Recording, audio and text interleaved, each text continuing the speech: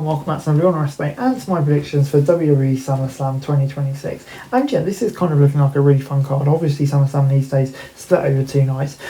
So yeah, we've got a lot of wrestling to get through. But yeah, there is definitely some big matches on the card. So without further ado, let's get straight into things. And we're going to start things off on night 1 with Fatal Influence taking on Nikki Bella, Brie Bella, and Paige. And obviously, this is an interesting one. It's kind of old gen v new gen. Fatal Influence obviously just grabbing the titles, and with Nikki Bella back, it does add a different dimension to the match, really, doesn't it? I kind of feel like it could be a time where we see maybe a split between the Bellas and Paige, with maybe Nikki Bella joining force to assist the Brie to take out Paige, handing Fatal Influence the win, and then maybe they can move on to a different storyline. So I'm going to say that's what happens.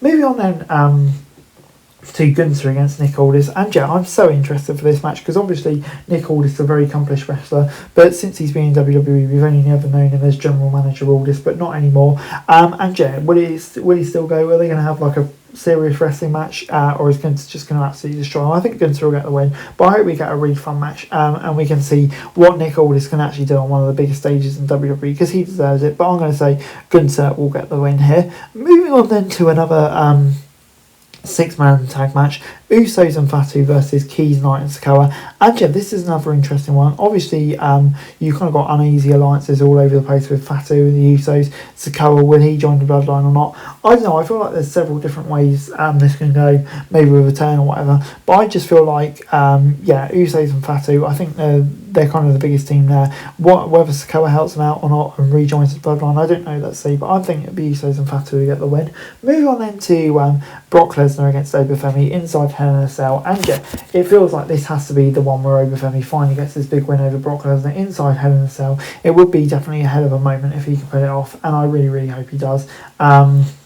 Yeah, I think it will be Obafemi, and I think maybe it could well be Brock Lesnar's last match in WWE. Obviously, he had that teaser a few months back, but yeah, this time maybe it feels a bit more real. I'm going to say it'd be Obafemi who gets the win, possibly ending the career of Brock Lesnar. Moving on then to Liv Morgan versus Io Sky for the Women's Championship. And yeah, this is an interesting one. It feels like it could go either way, this one. I feel like Liv Morgan's had a pretty fun title reign so far, and I'd love to see her do a bit more of it. But at the same time, we know how great Io Sky is. And yeah, I think she'd be a great champion as well at the same time. But yeah, I'm not sure. I think they might keep the belt on Liv Morgan for a bit longer. I think it'd be a really fun match. But yeah, at the moment, I kind of see no reason to take the belt off Liv Morgan. Moving on into the main event of night 1, CM Punk taking on Cody Rhodes. And yeah, this is another interesting match. And yeah, I think it could well be a win for Cody Rhodes. WWE seems to be giving a lot of title reigns at the moment. And yeah, I just feel like WWE see Cody Rhodes as the top guy and their main champion more often than not. And I think that's kind of the way they will stay. CM Punk, of course, will give him a great match. It'll give him fuel. So yeah, I feel like it does make sense if Cody Rhodes regains the top belt here. But whether the fans will agree, who knows? For the interim women's championship, we've got a 5-way match. Obviously, Rhea Ripley having to go away for a while. So yeah, it creates an interesting one. Obviously, it's not the main title. So yeah, it could be a good chance for a younger talent to really develop and then go into feud with Rhea after, and it kind of feels like it could be Jade Cargill's time. I don't really think Lash Legend, Chelsea Green, that established. Tiffany's already, of course, got the other belt. I'm not sure Charlotte really needs it, and it feels like Jade Cargill to have a really good title reign, then go into a big feud with Rhea Ripley could kind of be the ideal choice here.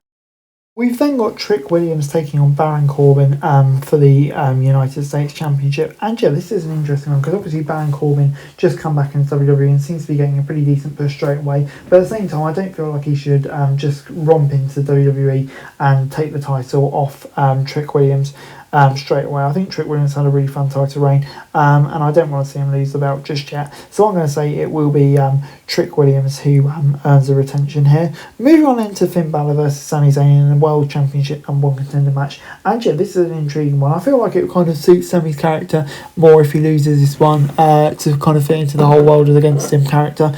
And at the same time, Finn Balor's been picking up some really nice momentum, and I've been enjoying the resurgence for him since he moved to Friday Night SmackDown. And yeah, I kind of hope that continues a bit longer. So I'm going to say it will be Finn Balor who comes away with a victory here, and just kind of continue both storylines really. Moving on then to Danhausen against Dominic Mysterio. And yeah, this is obviously an interesting match. We know we'll get some silly bollocks here. Obviously we had Ryan Garcia on the show Monday night to kind of help promote this. So yeah, if we're getting stars like that involved, obviously Danhausen's mega over at SummerSlam. You'd expect something batshit crazy to happen, wouldn't you really? So yeah, it'll be very interesting to see what that is. But yeah, I just don't think Danhausen's going to lose at this early point, especially not to Dom Mysterio. Kind of perfect fodder for him, really, isn't it? So I'm going to say it'll be Danhausen who gets the win. Moving on into Penta v Gable, and yeah, this is another interesting one. The IC title on the line.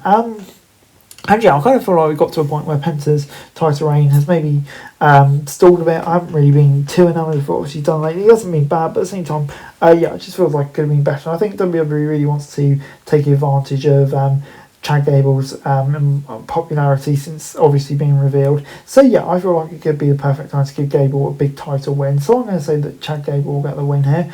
Moving on into the next match, which was Roman Reigns versus Seth Rollins for the world title, and obviously in the main event, history between these two.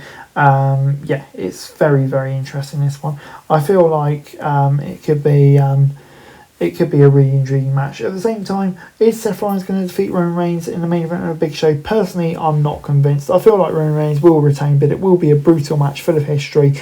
But yeah, I think Roman will retain her. This video. Thanks very much for watching. Remember to like, share, subscribe, follow us on our socials, link in the description below for daily wrestling news, meme and content. Subscribe to our other channels on screen right now, that'd be greatly appreciated. Thanks very much for watching. Peace out.